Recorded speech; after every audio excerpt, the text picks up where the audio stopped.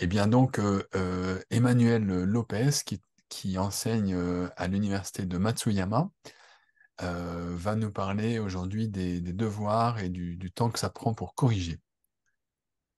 Vas-y. Merci Bruno, c'est très gentil. Bonjour à tout le monde et merci de m'avoir de nous rejoindre sur cet atelier sur le thème optimiser son temps de correction, une manière simple, rapide et efficace d'évaluer ses étudiants. Bon, sans plus attendre, entrons dans le vif du sujet. La première question que l'on pourrait se poser, en fait, c'est quel est l'intérêt pour le professeur de s'interroger sur la bonne manière de noter les devoirs. Vous avez ici sur la diapositive différentes manières. Soit on peut barrer les mauvaises réponses, c'est l'exemple du haut, soit entourer les bonnes réponses, c'est le deuxième exemple, ou bien mettre un petit tampon sur les bonnes réponses, c'est le troisième exemple, ou alors apposer un code couleur, l'exemple du bas. Euh, on est tous diplômés, on a tous longtemps étudié, et est-ce que ça mérite, est-ce que ça vaut la peine de s'interroger sur la bonne manière de corriger un devoir? Est-ce que c'est pas se prendre la tête pour pas grand-chose, si vous me permettez l'expression, ou une préoccupation de profs de fac désœuvrés en quête de justifier leur salaire? Eh bien, non, je ne cherche pas à justifier mon salaire, c'est une vraie question, savoir noter rapidement, efficacement et justement un étudiant. Pourquoi? Voilà, la réponse en image, c'est que avant d'enseigner à l'université de Matsuyama, j'enseignais en lycée. J'étais à temps partiel, j'enseignais dans 5 lycées en même temps, le lycée Otsuma, le lycée Keikajoshi, le lycée Keio Shonan Fujisawa, le lycée Eimekan et le lycée Yukigaya. L'un dans l'autre, eh bien, j'avais ceci. Donc, comme vous pouvez le voir sur la photo, j'avais environ 3 centimètres de devoirs à corriger par semaine. Ça, c'était ma dose hebdomadaire de copies à corriger. Euh, et ce qui m'amène donc au thème suivant, c'est que la correction des copies, c'est un peu le Sisyphe de l'enseignement, Sisyphe étant ce héros grec condamné à pousser un rocher en haut de la montagne. Et arrive au sommet de la montagne, eh bien, bah, il retourne à la base de la montagne. C'est la même chose pour le prof d'enseignant, enfin pour l'enseignant. Et quand il a fini de corriger ses devoirs, eh bien, hop, il reçoit une nouvelle fournée de devoirs. Et ça finit jamais. Ou peut-être aux vacances de Noël, aux vacances de printemps, en cherchant bien. Donc, sans technique efficace de correction, l'enseignant risque vite de se retrouver débordé, c'était mon cas, et de crouler sous le poids des copies à corriger. Aussi, lorsque l'on corrige une copie, tout gain de temps, aussi minime soit-il, permet de réaliser des économies d'échelle, et c'est toujours appréciable. Alors, ce qui m'amène à parler de la première partie, donc les contrôles hebdomadaires. Et je me suis donc chronométré en utilisant simplement un smartphone, tout simplement, en train de corriger mes devoirs. Voilà. J'ai fait une première expérience sur un contrôle parce que chaque semaine, je donne un contrôle, un petit contrôle, un show test, comme on dit en japonais, un contrôle hebdomadaire, parce que suivant l'adage de la méthode immédiate, il faut tester régulièrement ses étudiants. J'ai donné ici comme contrôle, c'était il y a 3 semaines maintenant, je crois, la conjugaison de 3 verbes irréguliers, le verbe écrire, le verbe dormir et le verbe lire, avec à chaque fois 6 formes, je, tu, il, nous, vous, il, au total 18 formes, 18 formes à corriger. Et je n'apporte donc aucune nuance dans la correction. La réponse est soit correcte, hein, soit fausse. Il n'y a pas de demi-point dans ce système. Alors, effectif total, 12 copies, puisque dans la classe, il y a 14 étudiants, mais 2 étudiants étaient absents ce jour-là, ce qui me fait donc 12 copies à corriger. Et à partir de maintenant, l'expérience sera chronométrée. Combien de temps est-ce que je mettrai à corriger mes copies? Voilà. Moi, je suis partisan d'un code couleur, hein. Donc, la première chose à faire, c'est d'apposer un code couleur et apposer le code couleur jaune pour les réponses correctes. J'ai un stylo jaune, ou bien un code couleur rose, rose pour les mauvaises réponses. Donc, mettre simplement 2 couleurs, jaune, rose, cela m'a pris 1 minute 47 secondes au total pour mes 12 copies. Et la principale perte de temps, c'est de changer le stylo de main. Ah, mauvaise réponse rose, bonne réponse jaune, bonne réponse jaune, mauvaise réponse rose. On perd une demi-seconde à chaque fois, mais sur beaucoup d'étudiants, ça fait une perte de temps considérable. D'où mon conseil, apprenez à être ambidextre, c'est-à-dire utilisez vos deux mains. Dans la main directrice, mettez un stylo jaune, les bonnes réponses, et dans la main non directrice, mettez un stylo rose, les mauvaises réponses, parce que dans la majorité des cas, il y aura plus de bonnes réponses à corriger que de mauvaises réponses à biffer. Hein. Ce qui m'amène à l'étape suivante, qui est la notation. Une fois que j'ai apposé le code couleur, il me reste à noter au stylo rouge, un simple stylo bic. Et tout à fait arbitrairement, j'ai décidé que ce contrôle hebdomadaire serait noté sur 9 points. 9 points, et toute erreur, donc visible en rose, toute erreur représente un point en moins. Pour noter les questions, enfin pour noter l'examen, il suffit de compter les marqueurs roses. Les marqueurs roses. Je m'amène à la copie suivante. Ici, on voit clairement la photo du haut, 0 marque rose, 9 sur 9. Une marque rose, elle a oublié les lisions, 8 sur 9. Et puis en bas, un petit problème de conjugaison, 6 sur 9. À ce stade-là, donc, le code couleur et la notation, l'évaluation pourrait très bien être terminée.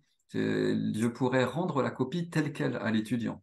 Il sait déjà où sont ses erreurs, marquées en rose, et il connaît déjà sa note, 9, 8 ou 6 sur 9. Partant du principe que plus un étudiant en fait, moins le prof en fait, mieux c'est pour tout le monde. La correction se fait en classe, donc je demande à 3 étudiants de marquer au tableau le verbe écrire, dormir et lire lors du prochain cours, après avoir rendu tous les examens. Je reprends la correction.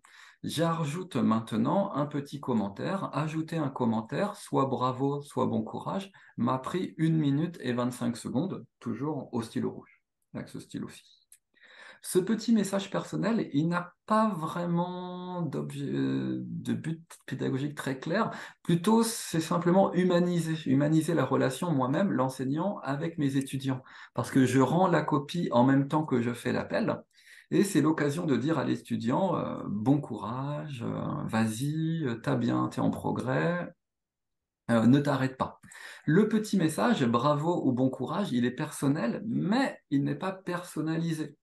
Il n'est pas personnalisé parce que j'aimerais bien marquer un vrai message comme ah, fais attention, tu as encore oublié le S de tu, ou bien ah, les lésions, c'est la même erreur que la dernière fois, ou alors un message encourageant, eh, cette fois-ci tu as bien mis le Z à la fin de vous, bravo.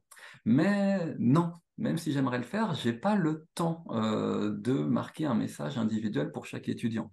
J'ai pas le temps, ou pour être plus honnête, c'est un temps que je préfère utiliser en amont ou en aval pour préparer mon cours prochain. Je pense que je peux optimiser mon temps d'une autre manière. Donc, ce petit commentaire, bravo ou bon courage, il n'a uniquement pour but que d'humaniser la relation professeur-enseignant. Au total, donc, le code couleur, la position du code couleur, la notation sur 9 et le petit commentaire m'aura pris 3 minutes 48 secondes pour les 12 copies, soit une moyenne de 19 secondes. 19 secondes par copie. Bon, moi, je trouve que c'est honnête, difficile à battre. Ce qui m'amène à la deuxième partie. Deuxième partie, ce sont donc les devoirs hebdomadaires, ici. On refait la même chose. Ici, c'est le manuel Flash. J'ai donné l'examen question 1, question 2, parce que l'un des piliers de la méthode immédiate, c'est de tester régulièrement, et que c'était un devoir à me rendre en début du cours, en même temps que je fais le petit test. Toujours des questions à trous, 14, et aucune nuance dans la correction. La réponse est soit correcte, soit fausse. Je reprends les copies, 12 copies au total. J'appose un code couleur, jaune pour les bonnes réponses, rose pour les mauvaises réponses, 3 minutes 34 pour le code couleur. Ici, je fais un petit changement, une petite variante. En même temps que je note la copie sur 14, je mets le petit commentaire bravo ou bon courage. Pourquoi? Parce que cela permet de garder le stylo en main et de réaliser une économie de mouvement, donc un gain de temps, un bon gain de temps. Au total, donc, notation, commentaire m'auront pris 1 minute 39 secondes, avec la position du code couleur, 5 minutes et 13 secondes. 5 minutes, 13 secondes, une moyenne de 26 secondes par copie. Là aussi, je trouve que c'est complètement honnête. Dernière partie, le bilan de l'expérience, le bilan au total. Il m'aura fallu 9 minutes et 1 seconde pour corriger tous les contrôles hebdomadaires et tous les devoirs hebdomadaires de cette classe-ci, sur un total de 12 étudiants, une moyenne de 45 secondes par étudiant par semaine. Qui dit mieux? C'est pour ça que je vous ai partagé cette manière de corriger. À moi, elle m'a réussi. Si vous avez mieux, bah, n'hésitez pas à me le signifier, je suis toujours preneur. En dernière en dernière partie, les limites de la technique. Les limites de la technique, c'est qu'il existe en fait d'autres manières de corriger les copies, encore plus économes en temps pour le professeur, avec la correction par les pairs, demander aux étudiants de se corriger entre eux. C'est encore mieux, les étudiants font tout, le professeur ne fait rien. Plus les étudiants en font, moins le prof en fait, mieux c'est. Ou alors le quiz autocorrigé, comme les Google Forms, par exemple, ou les Moodle. Là, bah, le logiciel fait tout, le professeur ne fait rien. C'est bien aussi. Ce qui m'amène à la conclusion.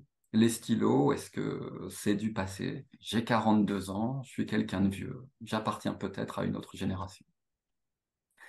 Merci de votre attention. L'objectif de cette présentation, c'était d'optimiser notre temps afin de mieux l'investir dans d'autres tâches. Je pense que nous avons tous mieux à faire que de corriger des copies d'étudiants.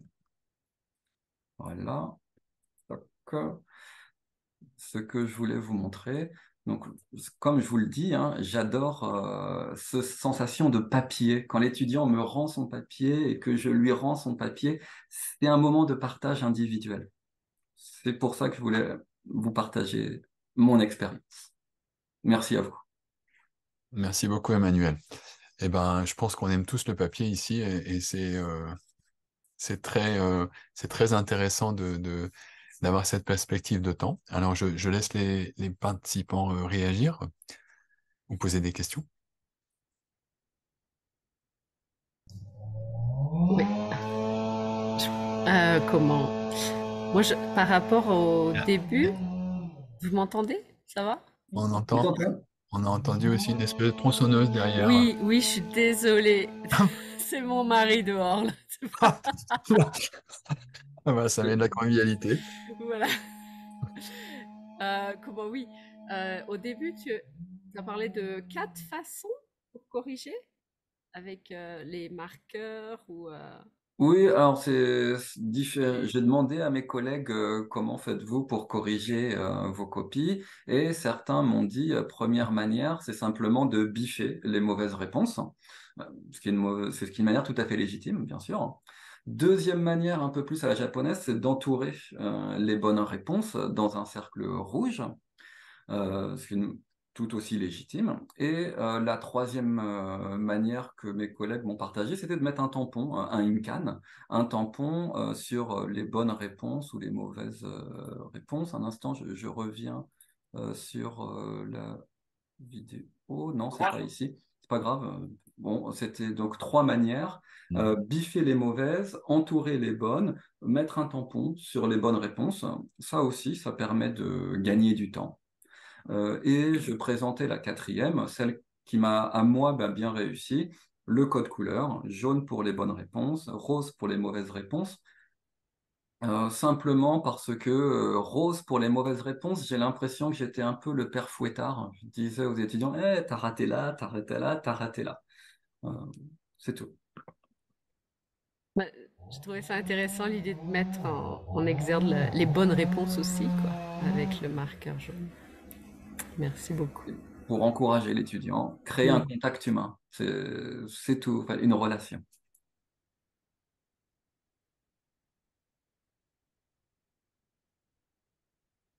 Moi, je vais juste dire bravo parce que j'avais jamais pensé à m'entraîner à écrire de la main gauche. Donc, je n'avais jamais pensé à gagner du temps là-dessus. Donc, ça doit être assez.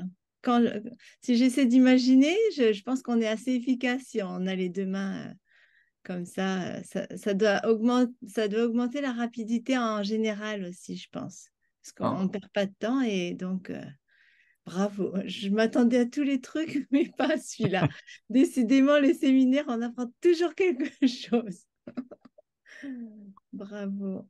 Merci beaucoup. En fait, c'est assez rapide. Alors, j'ai pas dit que j'étais enfin, manière que je l'ai marqué, je suis pas véritablement ambidextre parce que je réussis pas à écrire de la main gauche. Mais Ah, uniquement à poser un code couleur, ça, j'ai oui, réussi à le faire et à le faire de manière efficace. En fait, je suis pas un très bon youtubeur, c'est pour ça que je me suis pas filmé en train de corriger les copies. Il m'aurait fallu un troisième bras pour tenir mon téléphone oui. ou bien une GoPro que malheureusement je n'ai pas. En fait, il faut bloquer la feuille avec la main droite et pendant que la feuille est bloquée, on peut en fait Ah, la surligner. Ça permet de gagner du temps. À l'inverse, on peut bloquer la feuille avec la main gauche et une fois ah oui, il faut qu'elle est bloquer la bloquée, feuille. on peut la surligner. Et on gagne énormément de temps parce que la principale perte de temps, c'est de Oui, changer le stylo de main. Et donc 19 secondes pour corriger une copie d'étudiant, enfin par copie d'étudiant. Moi, ça m'a bien réussi. C'est pour ça que je vous le fais partager. Si vous avez mieux, si vous avez mieux à me proposer, je suis preneur. Je suis vraiment preneur, j'insiste. je pense pas que j'ai mieux que ça. Moi non plus, c'est sûr, j'ai pas mieux. Mais juste, si je peux, moi aussi, je me suis déjà demandé comment faire. Et en fait, je voulais pas faire des ronds à chaque mot parce que je trouvais ça trop fatigant. Et barrer les fautes, ça me posait un problème parce que l'élève peut plus voir ce qu'il avait écrit de temps en temps. Donc, en fait, moi, jusqu'à présent, je faisais une croix dessous. C'est à la fois pour l'élève et à la fois pour moi, pour que je puisse voir où sont les fautes quand je compte les points. Donc, je fais une croix un batsu sous l'endroit où il y a une faute, donc pour Mm. pouvoir moi compter facilement. Donc je sais pas si je pourrais faire les croix de la main gauche, mais bon. Moi, j'ai une suggestion alternative, ce serait d'entourer. Alors, je sais que c'est contre les conventions au Japon, quand on entoure, ça veut dire que c'est bon. Dire, Mais oui. si on tend en rouge, par exemple, et puis qu'on établit ce système, ça peut marcher, quoi. Entourer l'endroit où il y a une erreur. Et moi, personnellement, je n'entourerai que les erreurs parce que aller mettre, bouger ma main Chaque 18 fois. fois pour 16 fois pour dire que c'est bon, enfin, moi, je suis plus extrémiste que, qu'Emmanuel par rapport à ça. Je le ferai pas forcément. On pourrait dire peut-être comme argument que ça focalise sur les erreurs, mais en même temps, par rapport au petit bas dessous, à la petite croix qui serait en dessous, quoi, ça permet de localiser exactement l'erreur. Donc si par exemple on demandait aux étudiants de corriger leurs propres erreurs dans un deuxième temps, eh ben, il y a un côté, c'est pas que du négatif, quoi, disons. Ça indique ce qu'il faut corriger quelque part. Mais ma motivation première serait de gagner encore plus de temps, c'est-à-dire de bouger ma main que 2 fois sur une copie pour les 2 fautes seulement et non pas 18 fois. Voilà. Occupation tout à fait légitime. Je reviens sur le fait que je ne veux pas être le père fouettard. Je veux pas être celui qui met que 10 euros et ah ah ah, tu t'es trompé. Euh, Allez. Hmm, L'objectif, c'est que l'étudiant voit qu'il y ait plus de jaune que de rose. hmm. Afin de l'encourager. Non, mais Deuxième c'est sûr. chose, surtout un peu plus matériel, c'est que je suis professeur de Daini Gaikokugo pour étudiants non spécialistes, donc, l'objectif, c'est que les étudiants se réinscrivent en cours de français l'année d'après, que c'est optionnel, ou même qu'ils prennent les cours de français à côté, les cours de Flansugo Communication ou Flansugo Leading, par exemple. Donc, Hmm, je dois le fidéliser. Je dois créer une sorte de réflexe pavlovien. Tu es content de me rendre mes devoirs. hmm. D'où l'idée de mettre plus de jaune que de rose. Non, mais c'est tout à fait louable comme effort. Après, ça va dépendre aussi peut-être du nombre d'étudiants, parce que s'il y en a 40 par classe et qu'on a 6 classes, ça commence après. Après, faut payer le chiropracteur pour On a des crampes. corriger. Et vous avez d'autres questions? Peut-être Madame Yata ou Madame Renaud ou Madame Kameya? Oui, j'ai une question. Alors, merci pour votre présentation. Ça m'a donné plein d'idées pour les corrections. Mais j'aurais une question après avoir corrigé, moi, ce qui me demande souvent du temps quand les classes quand les étudiants sont nombreux, c'est de rapporter les notes sur comment dire, le classeur secret que je suis la seule à voir. Est-ce que vous avez des méthodes ou des trucs qui font justement qu'on gagne du temps parce qu'après avoir noté, il faut reporter les notes. Et puis, souvent, les étudiants, ils viennent de différentes facultés. Donc, je suis obligée de regarder toujours le numéro d'étudiants pour retrouver la faculté, etc. Et ça, j'avoue que bon, la correction, c'est très chiant, mais le reporter les notes, c'est encore plus, enfin, c'est encore plus stressant parce que quelquefois, je me trompe d'une ligne ou voilà. Donc, si vous avez des idées, des conseils, je suis prenante.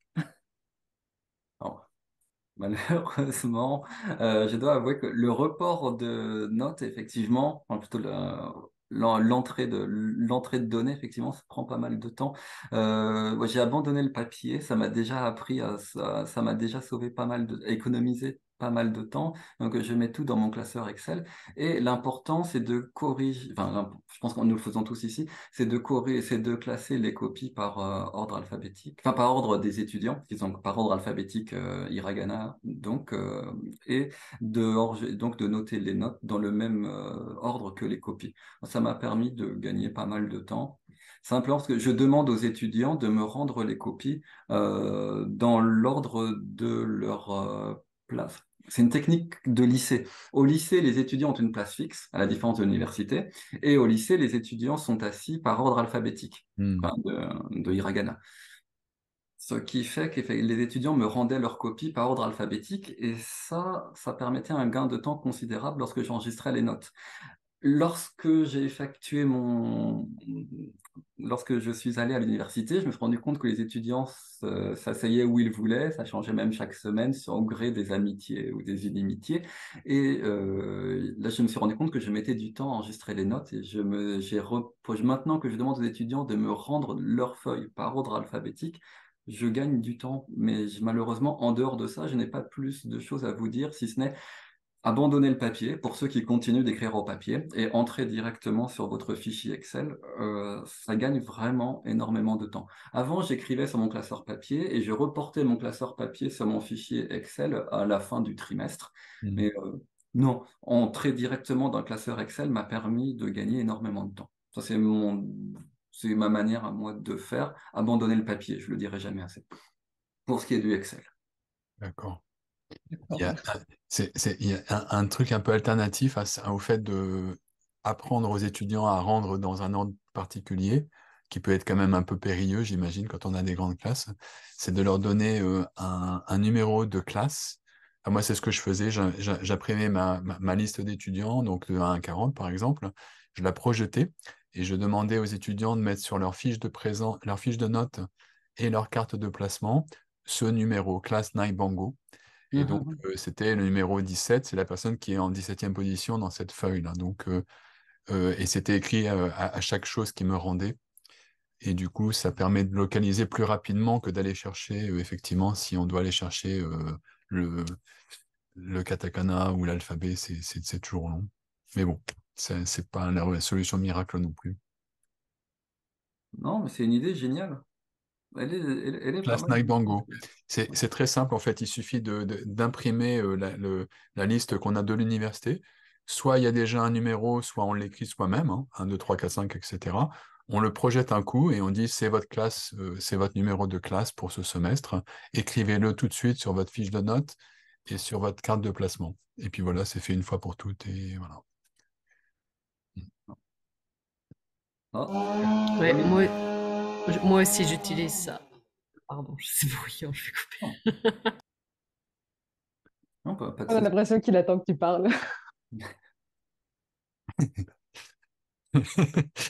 En fait, il est derrière la porte avec sa machine. En fait, il souffle les feuilles mortes d'automne, il coupe les Non, non, arbres. il coupe des troncs pour faire du bois de chauffage. Je me permets une digression. Lorsque j'habitais chez mes grands-parents à la ferme, on coupait à la hache, enfin à la merline pour être plus précis, et ça permettait de se faire des bras, c'est mieux que la tronçonneuse, si vous me permettez. Tu lui transmettras.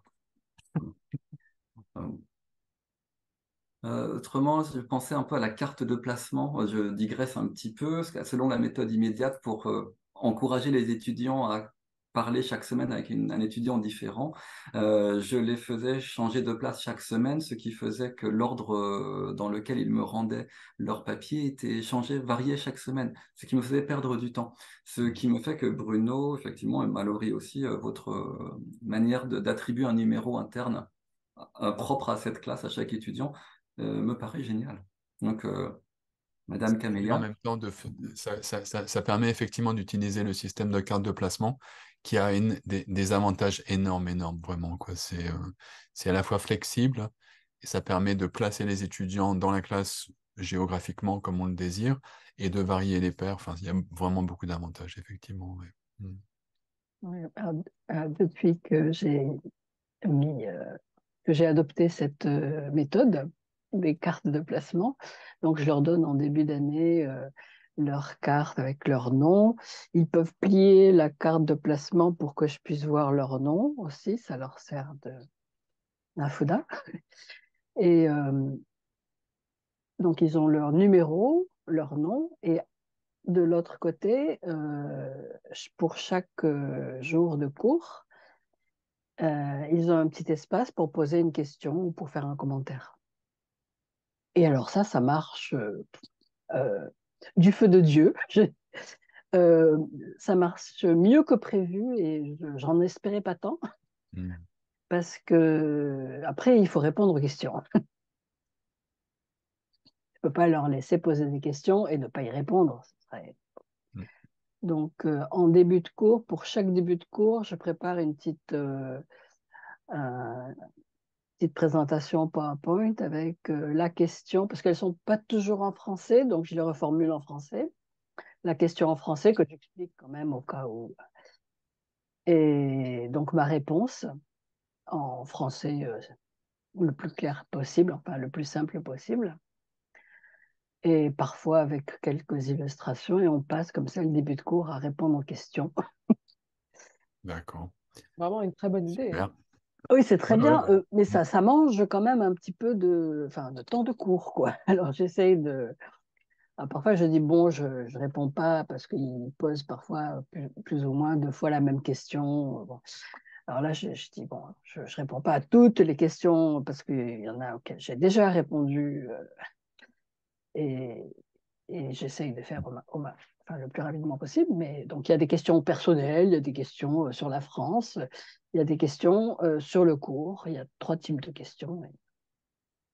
Merci beaucoup, Dominique. On va s'arrêter là. En fait, on est 2 minutes en retard là maintenant pour avoir quelques minutes d'avance. Merci beaucoup, Emmanuel. C'était vraiment intéressant, pratique et ça a permis de bien réfléchir ensemble. Merci beaucoup. merci à vous. À bientôt. Merci.